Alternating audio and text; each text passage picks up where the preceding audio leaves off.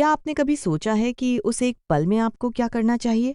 वह पल जब सब कुछ अपने चरम पर होता है और आपके पास केवल 1 सेकंड का समय होता है यह तय करने के लिए कि जो आपके मुंह में आया है उसे अंदर ले जाना सही है या बाहर थूक देना।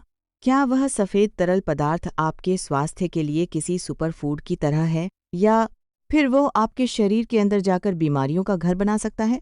कई लोग कहते हैं कि इससे चेहरे पर चमक आती है, कुछ कहते हैं इससे गला खराब हो जाता है और कुछ तो इसे पूरी तरह से गंदा मानते हैं।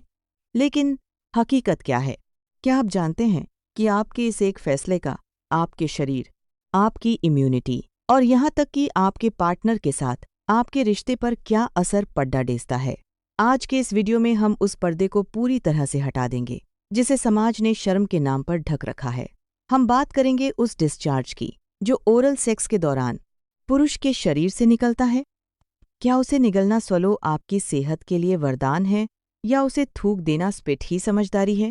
इस वीडियो को अंत तक देखना क्योंकि आखिर में मैं आपको एक ऐसी मेडिकल सलाह दूंगी जो शायद ही किसी डॉक्टर ने आपको इतने खुले तौर पर दी होगी। अक्सर जब हम प्यार के उन लम्हों में होते हैं तो दिमाग काम करना बंद कर देता है और भावनाएं हावी हो जाती हैं। ओरल सेक्स आज के समय में कपल्स के बीच एक बहुत ही सामान्य बात है, लेकिन इसके साथ जुड़ी दुविधाएं आज भी वैसी ही हैं जैसी दशकों पहले थी। जब हम ओरल डिस्चार्ज यानी सीमेन की बात करते हैं तो सबसे पहले यह समझना जरूरी है कि यह आखिर है क्या और यह बनता कहाँ है। यह केवल पानी या चिपचिपा पदार्थ नहीं है, यह एक बहुत ही जटिल मिश्रण है जो प्रोस्टेट ग्रंथि और सेमिनल वेसिकल्स से निकलता है। इसमें स्पर्म के अलावा fructose, protein, vitamin C, zinc और बहुत एंजाइम्स एंजाइम्स होते हैं। अब सवाल यह आता है कि जब यह आपके मुंह में पहुंचता है तो आपका शरीर इसे कैसे देखता है? क्या आपका पेट इसे भोजन की तरह पचा सकता है या फिर ये आपके गले में कोई इन्फेक्शन पैदा कर देता है? बहुत से लोग इस बात से डरते हैं कि कहीं इसे निगलने से वे प्रेग्नेंट तो नहीं हो जाएंगे। तो चलिए सबसे पहले इसी डर को खत्म करते हैं। आपका पेट और आपका गर्भाशय, यूट्रस, दो अलग अलग रास्ते हैं। पेट में गया हुआ कोई भी पदार्थ कभी भी प्रेगनेंसी का कारण नहीं बन सकता क्योंकि पेट के एसिड्स इतने स्ट्रांग होते हैं कि वे किसी भी जीवित कोशिका को तुरंत नष्ट कर देते हैं। अब बात करते हैं उस बहस की जो सालों से चली आ रही है, निगलना या थूकना। अगर हम मेडिकल साइंस की नज़र से देखें तो सीमेन को निगलना आमतौर पर सुरक्षित माना जाता है। इसमें मौजूद पोषक तत्व बहुत ही कम मात्रा में होते हैं, तो यह कहना कि इसे पीने से आपको बहुत ज्यादा ताकत मिलेगी एक मिथक है। लेकिन हाँ, सीमेन को निगलना के में इससे बहुत कापकर इसमें मौजूद ऑक्सीटोसिन और सेरोटोनिन जैसे हार्मोन आपके मूड को बेहतर बनाने में मदद कर सकते हैं। लेकिन बहुत बड़ा है, ये तभी सुरक्षित है जब आपका पार्टनर पूरी तरह से स्वस्थ हो।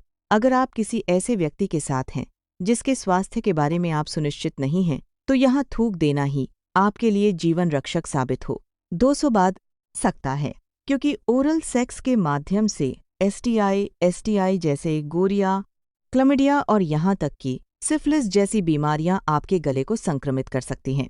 कई बार लोगों को लगता है कि सिर्फ इंटरकोर्स से ही बीमारियां फैलती हैं, लेकिन सच तो यह है कि आपका मुंह और गला भी इन बैक्टीरिया के लिए एक बहुत ही सॉफ्ट टारगेट है। इसीलिए अगर आपके पार्टनर के प्राइवेट पार्ट पर कोई घाव है, कोई दाना है या कोई अजीब सा डिस्चार्ज है, तो आपको बहुत सावधान रहने की ज़रूरत है। वैसे मैं हूँ आपकी अपनी डॉक्टर पूजा और मेरा मकसद है आपको आपके शरीर और आपकी सेक्सुअल हेल्थ के बारे में वह सच बताना जो अक्सर लोग बताने से कतराते हैं। अब लौटते हैं हमारे मुख्य विषय पर। स्वाद और पसंद भी एक बहुत बड़ा फैक्टर है। हर पुरुष के डिस्चार्ज का स्वाद अलग हो सकता है, जो इस बात पर निर्भर करता है कि वह क्या खाता है। अगर वह बहुत ज्यादा जंक फूड, सिगरेट या शराब का सेवन करता है तो स्वाद कड़वा और अरुचिकर हो सकता है। वहीं अगर वह फल, विशेषकर अनास, पाइनएप्पल या तरबूज खाता है तो स्वाद में थोड़ा सुधार हो सकता है। यहाँ थूकने का फैसला अक्सर स्वाद की वजह से ही लिया जाता है। बहुत सी महिलाएं या पार्टनर्स इसे केवल इसलिए थूक देते हैं क्योंकि उन्हें इसका टेक्सचर या स्वाद पसंद नहीं आता, और इसमें कुछ भी गलत नहीं है। आपकी अपनी कंफर्ट और आपकी मर्जी सबसे ऊपर है। आपको कभी भी खुद को मजबूर महसूस नहीं करना चाहिए कि आपको इसे निगलना ही है। अगर आपका पार्टनर आप पर इसके लिए दबाव डालता है, तो यह एक स्वस्थ रिश्ते की निशानी नहीं है।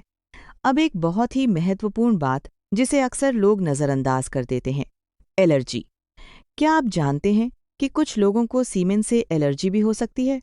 इसे सेमिनल प्लाज्मा हाइपर सेंसिटिविटी कहा जाता है। अगर इसे मुंह में लेने या निगलने के बाद आपको गले में खुजली, सूजन या सांस लेने में तकलीफ महसूस होती है, तो इसका मतलब है कि आपका शरीर इसे स्वीकार नहीं कर रहा है। ऐसी स्थिति में थूकना ही एकमात्र विकल्प नहीं है, बल्कि आपको तुरंत डॉक्टर से संपर्क करना चाहिए।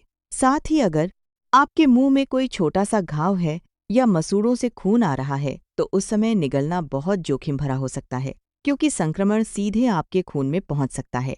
इसीलिए स्वच्छता, हाइजीन और सुरक्षा सबसे पहले आती है। वीडियो के इस हिस्से तक अगर आप आ गए हैं, तो अब वह समय है जब मैं आपको अपनी फाइनल मेडिकल एडवाइस दूंगी। थूकना या निगलना, ये पूरी तरह से एक व्यक्तिगत चुनाव है। अगर आप एक भरोसेमंद और मोनोगमस रिश्ते में हैं, जहां दोनों पार्टनर